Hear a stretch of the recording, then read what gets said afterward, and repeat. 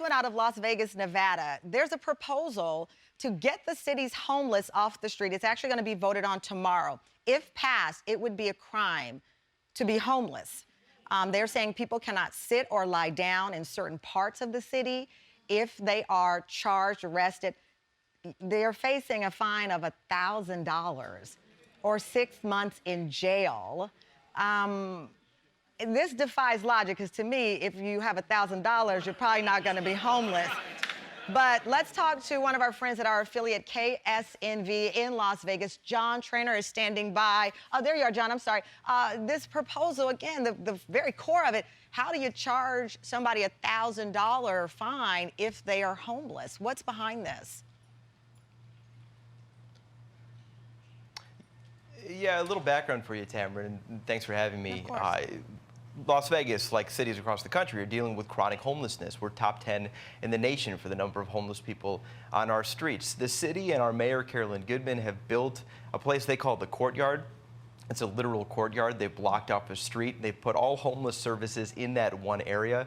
It's an area that's okay to be homeless, essentially. And now the trick is, how do you get people to use the courtyard? They think the best way to do that is to say jail is much worse than the courtyard. If you're sitting in the street, if you're sleeping in the street, if you're camping in the street, you are going to risk going to jail. A big if here, if there is room at a public shelter. If you're choosing not to go to the shelter, you could spend a couple months in jail or face that $1,000 fine. Yeah. That's what the city wants to do. They want to try to make sure people are using services.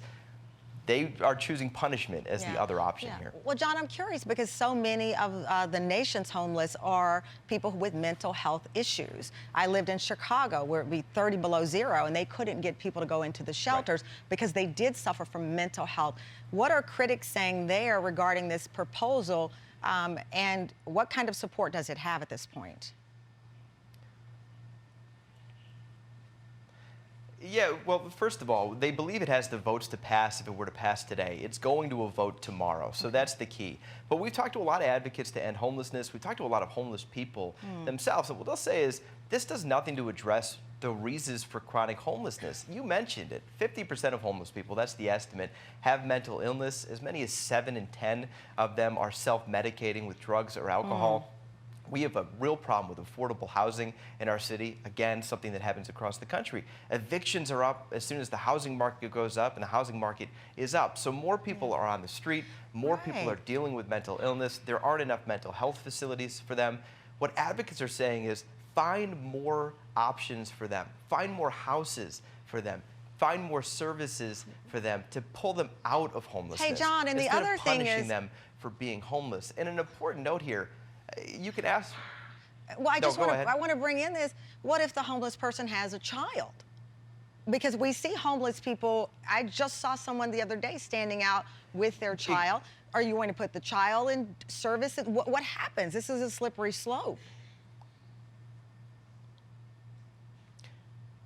This is a massive issue for us here in Las Vegas. If you ask your audience to close their eyes and picture a homeless person, they're probably going to picture that adult man on the corner who's holding a sign asking for money, but there is an unseen population here.